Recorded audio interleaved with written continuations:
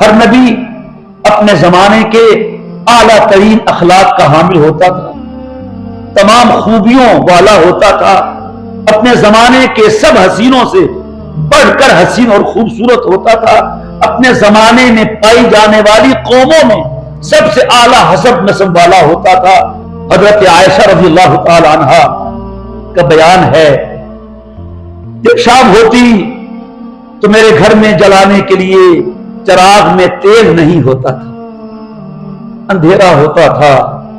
جب شام کو میرے آقا و مولا صلی اللہ علیہ وسلم گھر تشریف لاتے تو آپ کے چہرے کی چمک سے خدا کی قسم میرا گھر ایسے روشن ہو جاتا تھا، اگر سوئی بھی کہیں گری ہوتی وہ بھی نظر آنے لگ جاتی تھی۔ آپ جانتے ہیں رات اور دن کا نظام، سورج نکلتا ہے دنیا روشن ہو جاتی ہے، سورج اوجل ہو جاتا ہے، اندھیرا چھا جاتا ہے، بڑا کمال ہے اس کا۔ حضرت عائشہ رضی اللہ تعالی عنہا بھی اپنے آقا و مولا صلی اللہ علیہ وسلم کے بارے میں شعر میں آپ کا تذکرہ کرتی ہیں، فرماتی ہیں لنا شمس وللآفاق شمس وشمسی خیر من شمس السماء وشمس السماء تطلع بعد فجر وشمسی طالع بعد العشاء۔ لوگو، ایک تمہارا سورج ہے جو آسمان پہ چمکتا ہے، بڑی روشنی لے آتا ہے، ایک میرا سورج ہے جو میرے گھر میں چمکتا ہے، اور سنو میرا سورج تمہارے سورج سے بڑھ کر ہے۔ تمہارا سورج کیا ہے؟ صبح کو نکلتا ہے، شام کو ڈوب جاتا ہے، اور میرا سورج دن بھر بھی چمکتا ہے، رات بھر بھی چمکتا ہے۔ جب زلیخا یوسف علیہ السلام جیسے حسین و جمیل کو دیکھ کر اپنے پر قابو نہ رکھ سکی، ان کی محبت میں فریفتہ ہو گئی، دل دے دیا، بات پھیل گئی۔ کیوں جی؟ عشق اور مشک چھپتا نہیں ہے۔ مصر میں پھیل گئی بات کہ دیکھو جی عزیز مصر خاتون اول ایک غلام پہ دل دے بیٹھی ہے۔ زلیخا نے پروگرام بنایا جواب دینے کا۔ جواب کبھی کبھی زبان سے نہیں ہوتا ہے، جواب کبھی کبھی عمل سے بھی ہو جاتا ہے۔ میں سوچتا ہوں جب یہ پڑھتا یا سناتا ہوں تو حیران رہ جاتا ہوں کہ زلیخا تجھے اتنا یقین تھا اپنے محبوب پر کہ جو کچھ میں سوچ رہی ہوں ایسا ہو جائے گا۔ اس نے جواب دیا ہے اور جواب دینے کا حق ادا کیا ہے۔ دعوت کی ہے مصر کی عورتوں کی، ظاہر ہے بادشاہ کی بیوی ہے، عزیز مصر کی بیوی ہے، اس نے اپنے سدا کی عورتوں کو بلانا ہوگا۔ مصر کی اعلیٰ درجے کی نسوانیت کو اس نے جمع کیا، دسترخوان لگایا، کہا آؤ تمہاری دعوت ہے، یہ نہیں کہا تمہیں کچھ جواب دینا ہے۔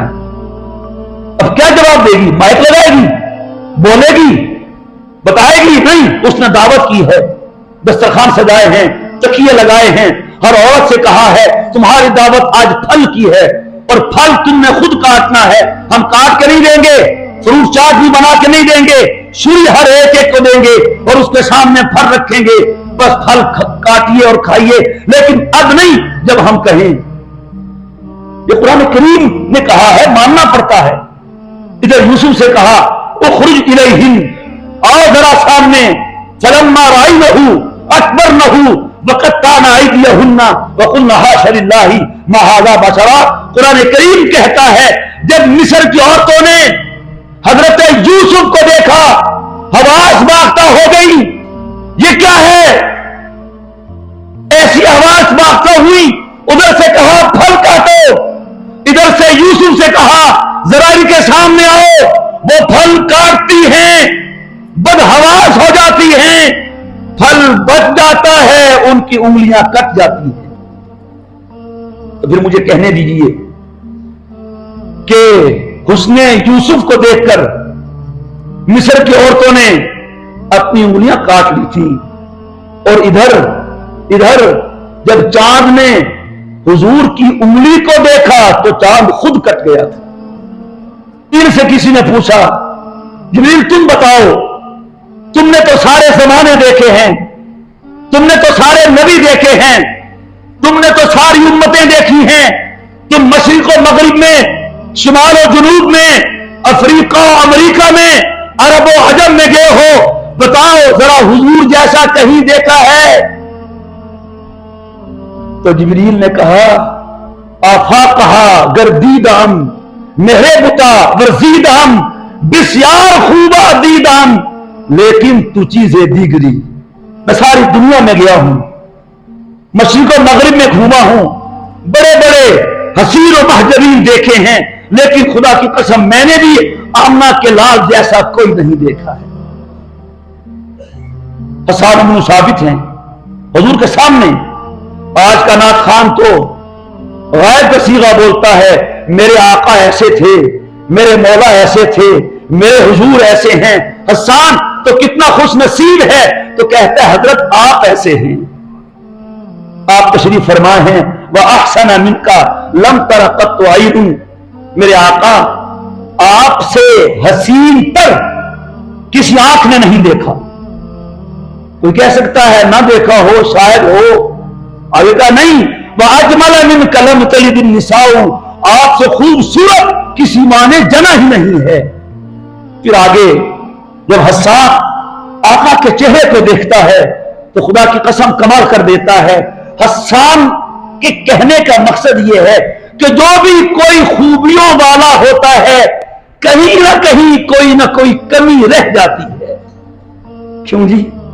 یہ عورتیں جاتی ہیں نا رشتے دیکھنے کے لیے، پھر جب آ کے وہ بیان کرتی ہیں کہ یہ سارا ٹھیک ہے، نک ذرا موٹا ہے، سب ٹھیک ہے، پر رنگ ذرا صاف نہیں۔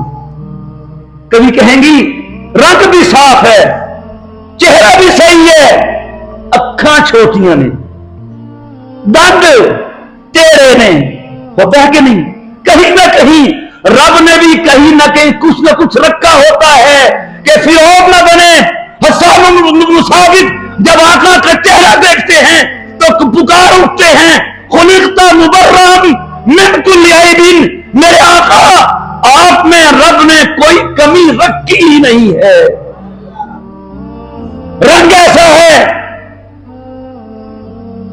سفید ہے، سرخی مائل ہے، اس سے پرکشش رنگ کسی کا ہو نہیں سکتا۔ اور آنکھ ایسی ہے خدا کی قسم جس پہ پڑ جاتی ہے اور وہ کلمہ پڑھ لے اس پہ جہنم حرام ہو جاتی ہے۔ چہرہ ایسا ہے جو کلمہ پڑھ کے دیکھ لے اس پہ جہنم حرام ہو جاتی ہے۔ انگلی ایسی بنائی چاند دیکھ لے وہ ٹوٹ جاتا ہے۔ خلقت مبرأ من کل عیب، حسان تصورات میں چلے گئے، کہتے ہیں آقا لگتا یہ ہے کأنک قد خلقت کما تشاء، مجھے لگتا یوں ہے رب نے جب آپ کو بنایا ہوگا نا تو پوچھ پوچھ کے بنایا ہوگا۔ کمال کرتی ہے، پوچھ پوچھ کے بنایا ہوگا۔ اے میرے محبوب بتاؤ نا آنکھیں کیسی بناؤں کہ ایسی بناؤ کسی کی ایسی آنکھ نہ ہو، ناک کیسا بناؤں۔ اور آج حدیث کی کتابوں میں آقا کا حلیہ ذکر کیا جاتا ہے، دیکھنے والے بتاتے ہیں خدا کی قسم پڑھ کے ہی مزہ آ جاتا ہے۔ اور کسی نے کہا ہے اے دل وہ خدا جانے خود کتنے ہنسی ہوں گے جب ان کے تصور کی تصویر بھی رکھتا ہے۔ آدمی وجد میں آ جاتا ہے اور پھر ہر بیان کرنے والا کہتا ہے بیان کر کے کہ دیکھو بھائی میں کہہ تو رہا ہوں حضور کا چہرہ ایسا، قدم ایسے، سینہ ایسا، پیشانی ایسی، اللہ کی قسم چاند میں وہ چمک نہیں جو میرے آقا کی پیشانی میں ہوتی تھی۔ لیکن ایک جملہ ہر صحابی باب میں کہتا ہے لم ارا مثلہ قبلہ ولا بعدہ، کیا وہاں کا جملہ ہے؟ لم ارا مثلہ قبلہ ولا بعدہ۔ لوگوں میں کہہ تو رہا ہوں لیکن حقیقت یہ ہے کہ حضور جیسا نہ میں نے کبھی پہلے دیکھا نہ کبھی بعد میں دیکھا۔ پنجابی کا ایک شاعر ایک شعر کہہ کے وہ بات ختم کر دیتا ہے تو چھوٹا سا لیکن کمال کا ہے، کہتا ہے حسینہ جمیلہ دمو موڑ دیتا محمد بنا رب قلم توڑ دیتا۔